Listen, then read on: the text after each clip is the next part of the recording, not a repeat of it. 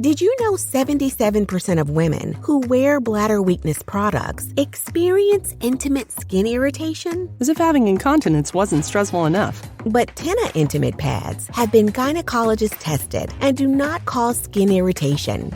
Gentle on my intimate skin. I need to try Tena Intimate Pads. Visit TenaSample.com for your free sample. Kind to skin. Protects like Tena.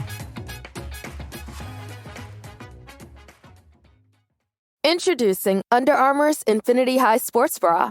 Its ergonomic design is molded to support the natural movement of your body. With cord-out padding, the better breathability eliminates extra bulk without sacrificing support. And quick-dry padding is Under Armour's fastest-drying padding yet. When you're lifting heavy, running fast, and pushing yourself further than ever before, you need a bra that will help you go that extra mile and make you feel your best. Shop the Infinity High Sports Bra now at UA.com.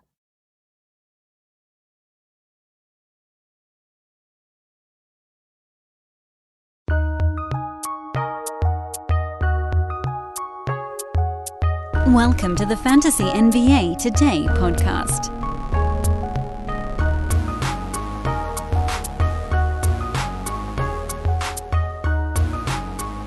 Now we actually have a finals game. I really thought it was yesterday. I really did. I don't know why. I knew there was 2 games off, or 2 days off, I should say, between ball games. I just, for some reason, I thought yesterday was Wednesday, and then I thought today was also Wednesday. I know that can't happen in whatever universe we're in, but I don't know. And I have no excuses, because last week was Memorial Day. Last week is when everything was out of whack. This week, things should be relatively normal. I think because the kids are off school, I got no sense of when it is or where I am, and I got to tell you guys, I'm a total hot mess of a human being this week. When the kids are off school and the routine is off, boy, am I a disaster. I went, and then we're going to talk finals, and then we've also got Cleveland Cavaliers today. I went to, I don't know if you guys use Costco for their pharmacy, but you should. It's very affordable compared to a lot of places, and it's like a 25-minute drive from my place, and I went down there and I got my prescription, and I left it in a shopping cart in the parking lot. Some kind soul, might have been a Costco employee, managed to return it, so I ended up going there twice. Oh, God. I spent like an hour and 40 minutes driving to and from Costco yesterday. I'm just a total moron. Although I did entertain the pharmacy tech behind the counter when I referred to myself as a hot mess who was struggling to be a functional adult human being. So they enjoyed that, and then I did ultimately get my stuff. But that is a very hard card to have to play when you're supposed to be in a bunch of different places at the same time. As far as the NBA Finals is concerned, the Celtics, as we mentioned very briefly on yesterday's show, favored by 3.5 right now over the Warriors, total of 212.5, which, isn't all that far off from, totals-wise at least, the last couple of finals games. I believe the previous one was 213.5, and I think game 1 was actually also 213.5. Side is steady. It's been 3.5 pretty much since it opened. Totals down about a half point, but basically everything is just hanging in there. And you can understand why. And I mentioned this, I think, a couple shows back, actually, when there wasn't a couple shows back, there was no time pressure. And it was to sort of point out, first of all, Boston had a terrible offensive game in Game 2. 88 points, 18 turnovers. But even when you roll all that together, 37.5% shooting, they did have the 15 three-pointers that dropped. And so even though it wasn't that fast of a ball game, and even though Boston was so bad on offense with all their turnovers and missed shots, we're still talking about a game that was in the 106-107 possession range for Boston. So yeah, they went way under the mark, obviously, but that puts this thing pretty damn close to the total. And the Warriors, mind you, not all that far off either. They were at about 108 possessions in that ball game, slightly more than Boston because they had fewer turnovers, only 12 on the Warriors side. They made 45% of their shots. 15 of those were three-pointers, And that was enough to get them basically to what their projected number was. About 107, I think it was 109, 105 or something like that was supposed to be the projected final score based on the 215 total. And you can interpret this data in a couple different ways. First, you can look at it and say, all right, well, look, if the teams are going to get about 215 possessions, the total's basically right. But what's also worth noting is that the teams, neither one of these clubs was particularly good on offense in that last ball game. And the Warriors, who were, I would say, decidedly average offensively in that game, still got to 107. And Boston, who was basically as bad as they could have possibly been, only got to 88. They needed to get to 105, 106 to get that thing to the total. So it looks like it went under by a ton, but it's really a bit more anomalous based on Boston's bad offensive everything. Now the question becomes, as you handicap Game 3, what are the adjustments the Celtics make on offense to try to get the Warriors a little bit off kilter? Because in Game 2, Jason Tatum was the only guy who actually hit his buckets. Everybody else was awful. Some of those guys will be better in Game 3, just sort of law of averages kind of stuff. And frankly, in a series that's this heavily built on three-pointers, there's going to be a ton of statistical variance that you have to factor in, and it makes it a very complicated series to handicap on a game-to-game basis. What I saw in Game 2 that I liked on the Warriors side was the way that they handled the non-Boston stars, or the Boston non-stars. I guess non-Boston stars would have been their own team. The Boston non-stars, which is just enough pressure so that they weren't all wide open the way that they kind of were in Game 1. And look, let's be honest, too. Boston hit a lot of tough shots in Game 1. Everything just went in. Horford, quick trigger, baseline jumpers. What did he hit? 6 3-pointers in that game? I love Al. You know I love Al. He was one of the biggest old man hits of the year. But also, that was crazy. Forget turn back the clock, Al. It doesn't matter how far you turn the clock back. That type of shooting in Game 1 just wasn't sustainable. At least not long-term. Anything can happen in a short series like this. So I think we're going to get a better ball game here, but the reason that we often don't is because sometimes one team just hits shots and the other one doesn't. That's kind of the way these playoffs have been, and as teams grow more and more built to keep opponents from getting to the rim easily, and then everybody wants three-pointers instead of middies anyway, it's going to be a lot of threes. Boston's going to try to keep Golden State from getting open looks. Warriors are going to bomb from outside. Celtics shoot a lot of threes anyway. Warriors, actually, it's a bit overblown how many threes they tend to take just because the name's on the roster. But Boston's going to push them back into those types of looks. Don't get to the rim, nothing easy. If you're going to beat us, you're going to have to do it from 20 feet out. They're not going to take 20-footers. They're going to take 23, 24, make it worth 3 points. So if one team gets hot, the other one doesn't, blowout. Possibly an under in a situation like that. I said on yesterday's pod I had a lean to the Warriors and I had a slight lean to the under. I don't think that lean to the under is all that significant. I get this feeling that the Celtics are going to have something for the Warriors defensively that they couldn't fully implement on the road because of how nuts Chase Center gets. Chase Center? Whatever they call that joint in San Francisco now. The place gets crazy. Warriors are a really good shooting team at home. They are a very, very, very good home basketball club in these playoffs. Have they lost any home games before this Boston one? Was that the first? I forget. There might have been one. Was there one other one? I don't know. Sort of doesn't matter. So roll it all together. Total's a tough one. Side's a tough one. Slight lean to the Warriors. Slight lean to the under. But it is real. Razor thin. I am Dan Vespers. This is Fantasy NBA Today. Shout out once again to our baseball and our basketball guys. Baseball and football guys. I got distracted by something. It happens. Should he edit it out? Nah. Too lazy for that, right? Right. Joe Orico, 99 on Twitter. That's our baseball guy. JP Sticko, 90 no numbers on that one. Just JP STICCO. That's our football guy. You guys need to check them out. They're coming, man. They're coming. You should be there when it happens. Underdog Fantasy is the fastest-growing fantasy app and easiest place to play fantasy sports. Just jump on UnderdogFantasy.com or download the app, draft your team, and that's it. And if drafts aren't your thing, they also have a pick'em game where you can win 20 times your money in a single night. Use promo code RADIO, and Underdog will double your first deposit when you sign up with up to $100 in bonus cash. Deposit $100, get $100 free. That's promo code RADIO. Terms and conditions apply. Did you know 77% of women who wear bladder weakness products experience intimate skin irritation? As if having incontinence wasn't stressful enough. But Tena Intimate Pads have been gynecologist tested and do not cause skin irritation. Gentle on my intimate skin. I need to try Tena Intimate Pads. Visit TenaSample.com for your free sample. Kind to skin, protects like Tena.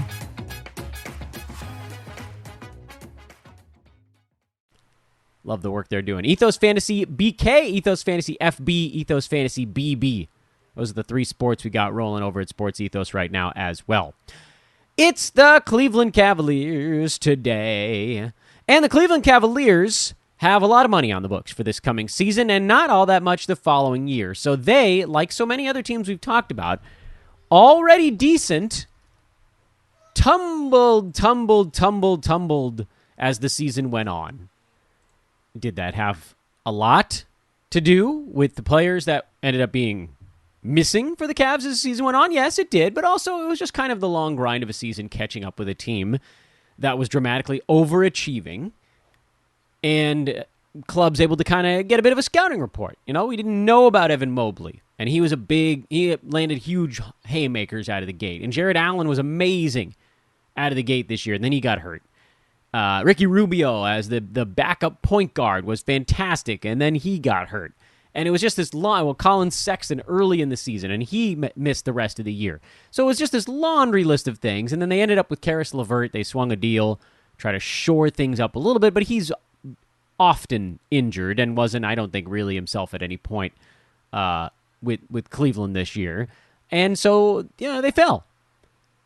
And as a result of all that maneuvering, all the gyrations that they made between injuries and trades, the Cavs have ended up with basically everybody that they had this last year under contract again for another season.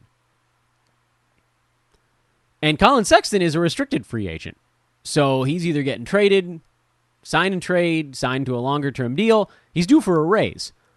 All that to say, the Cavs are staring right down the barrel of another salary in that $130-some-odd million range. They were 136, I think, this last year.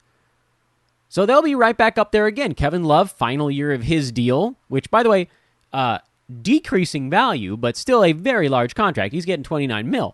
Jared Allen signed the big extension. He's got another half a decade. Karis LeVert, last season of his deal, $19 million. Larry Markin, second year of his deal, $16.5 million. Cedi Osman, $7.5 million. Evan Mobley's on his rookie deal, but it's a pretty big one because he was an early draft pick. Darius Garland, also a pretty big rookie deal. He'll be a restricted free agent the following year, so they'll probably be looking to ink him. Isaac Okoro was a relatively early draft pick. He's due $7 million next year. So there's a lot of medium and large salaries already locked in for the Cavaliers. All that to say, they've got choices to make. Kevin Love has an expiring deal. Karis LeVert has an expiring deal. These are actually pretty good trade chips on a team where, I don't know, I mean, if you told me to say whether or not this team was actually going to build around those guys, I think the answer is probably no on both of them. I'm sure they like LeVert just fine, but he's, I don't think, ever going to be the guy that, like some of the big box fantasy sites were hyping him as a few years ago.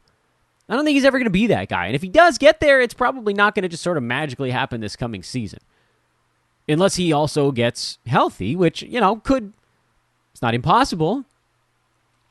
Cavs, I'm sure, would very much enjoy it. But also, if Cleveland's willing to take a small step back for part of next year, that could really help them out going into the following season where they're going to have to commit a bunch of money to Darius Garland, and they will. And then you start looking a little bit even farther ahead to Evan Mobley's increasing salary. What do they want to do with a guy like Okoro, Depends, I guess, on what his progression looks like. And they got Allen and Markin locked in for a while. So what are the pieces they want to put around those guys? Now, if, on the other hand, the Cavs come into next year, and I think we've already heard that they're the favorite to maybe get Rubio back. They'll sign a new deal. But whatever, that hasn't happened yet, so we're not going to worry about it. If the Cavs play decent ball again next year, if they're on pace to win, they won 44 games. By the way, I think it's actually supposed to be the Hawks today. I'm doing everything backwards. It doesn't matter. We're doing the Cavs. We're in it now. We'll do the Hawks tomorrow. Thank you, NBA website, for ordering the teams by how they went into the playoffs and not their actual number of wins on the year. I just can't read. I told you guys, I can't do anything right this week. Anyway, point is, if the Cavs are on pace for another one of these low 40-win seasons, that puts them in play-in tournament zone, and that puts a lot of pressure on the front office to let it ride.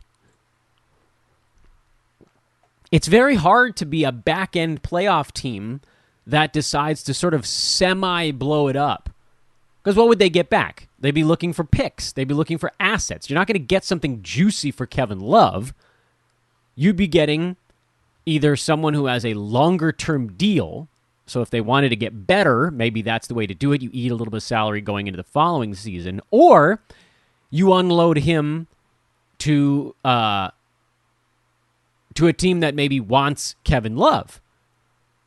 And that's a tougher sell than LeVert, certainly, because, first of all, their salary's bigger, so that makes it harder to match. But then with LeVert, you get this younger guy. A team might want him.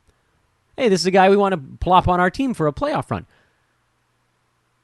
If I had to guess, and it's all educated guesses on, hypotheses based on history and what a team's trying to do and where they are in sort of their team trajectory, I think the Cavs probably end up kind of playing it out this coming year. And then, Colin Sexton is the one question mark. Is he back or is he end up somewhere else? Otherwise, Love probably a Cavalier next year. LeVert probably a Cavalier all of next year. And they'll just sort of see how far they can go with the hope that the following season, again, sort of Sexton independent, they'll still have Markin and Allen and Mobley, and they'll ink Garland to his extension, and they'll have some room to wiggle around those guys. They'll have $40, $50 million in salary cap space. They could convince someone, hey, this is a sweet spot. We got a center, we got a power forward, we got a point guard, we got a small forward if we want to roll big. We need you. Excellent wing, whoever you might be. Excellent shooting guard, scoring shooting guard player who becomes free agent in 2023. I haven't gone that far down the road yet, but I think that's a pretty compelling case for them to say, hey, we're making our push now. We need someone to come in and join this excellent core. Garland, Mobley, Jared Allen, that's a pretty damn fun core. Markkanen fits well. Who's the other guy? Who's coming in? So, with that, again, it's a guess, but it's an educated guess. As you take a look at the Cavaliers for this coming season, you, I think, can pretty safely say that a lot of stuff is going to be set to repeat. Jared Allen, probably going to have a hyper-positive field goal percent year, and you just hope that he plays more than 56 out of 82 ball games. He might get underdrafted. He was number 33 on a per-game basis. He was awesome when he was healthy this year. He's a top 50 center, almost unquestionably. And then again, you have to hope for durability. Darius Garland, he ended a top 40 with everything breaking his way. Not to say that he's not going to have a really good season next year. I actually think there's a small chance that he takes a little step backwards if, let's say, if Sexton comes back or Rubio comes back. Those guys going down meant that Garland had to play ridiculous minutes. And I think perhaps maybe it would have been a good thing. He was number 37 on a per-game basis in 9-cat. If Rubio's there and he's more like, mid-40s, late 40s, around number 50, something like that, if Sexton's back and he's, again, maybe between 45 and 60, but he plays another 5 games, that's probably better for most head-to-head players. Roto, debatable. Markkanen was number 72. He missed 21 games. Evan Mobley was number 80. He only missed 13 games. Kevin Love was number 127.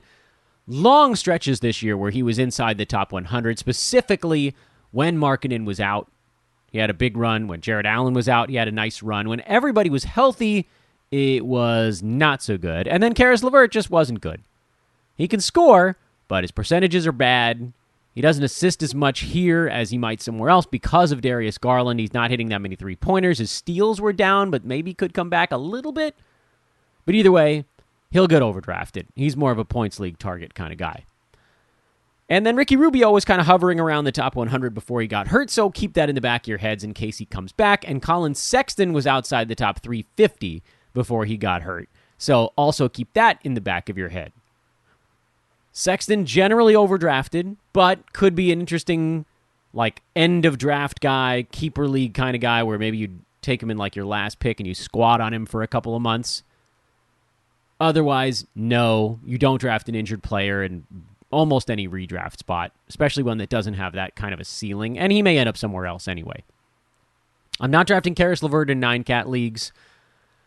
I'm not drafting Kevin Love in 9-cat leagues. And I mean, he was fine, but there's too many bodies around when the team's healthy.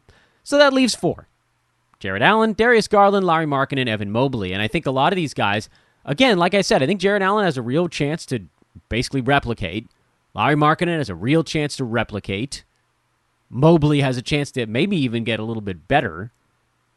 I suppose there's a little bit on Markin where you think, would he take a step back as Mobley gets better?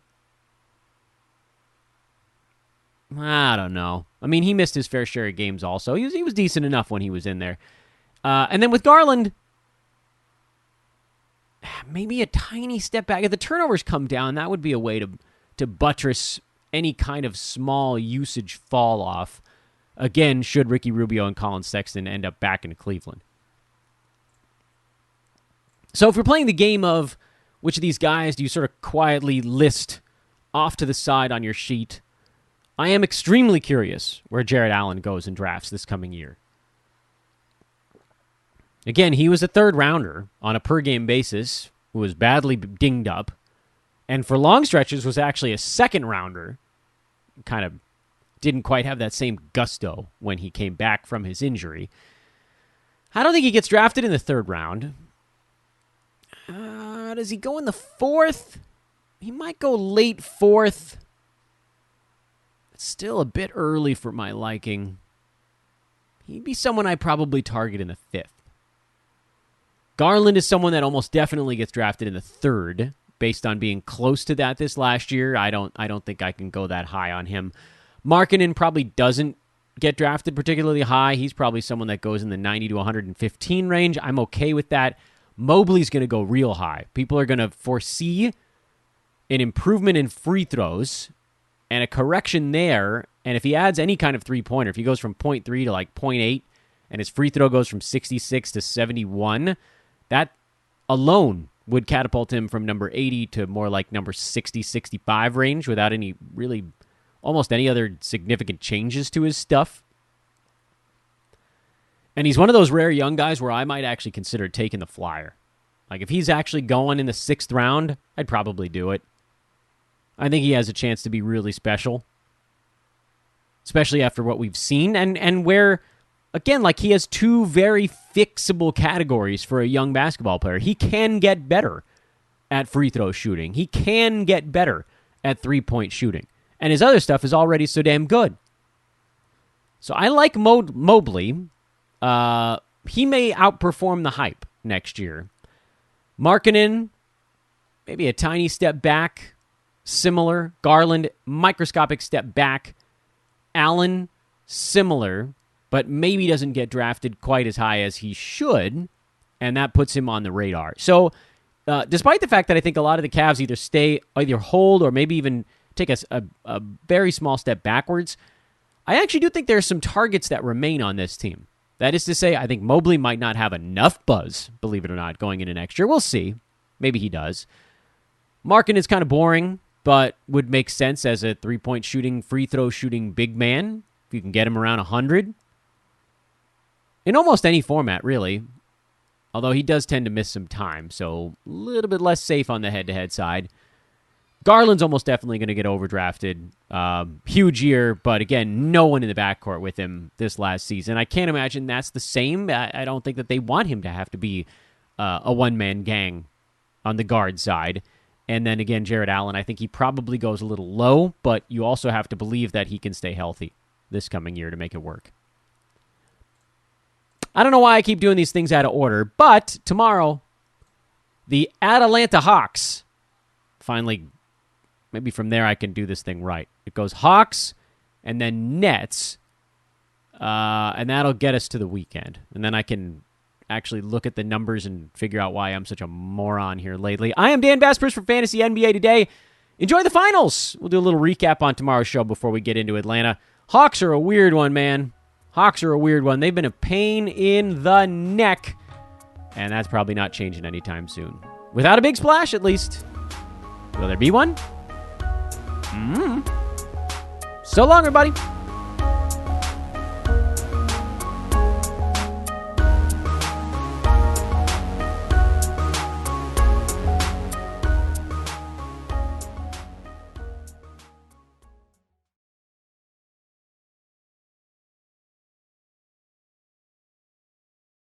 Did you know 77% of women who wear bladder weakness products experience intimate skin irritation? As if having incontinence wasn't stressful enough. But Tena Intimate Pads have been gynecologist tested and do not cause skin irritation. Gentle on my intimate skin. I need to try Tena Intimate Pads. Visit TenaSample.com for your free sample. Kind to skin, protects like Tena. Introducing Under Armour's Infinity High Sports Bra. Its ergonomic design is molded to support the natural movement of your body. With cord-out padding, the better breathability eliminates extra bulk without sacrificing support. And quick-dry padding is Under Armour's fastest-drying padding yet. When you're lifting heavy, running fast, and pushing yourself further than ever before, you need a bra that will help you go that extra mile and make you feel your best. Shop the Infinity High Sports Bra now at UA.com.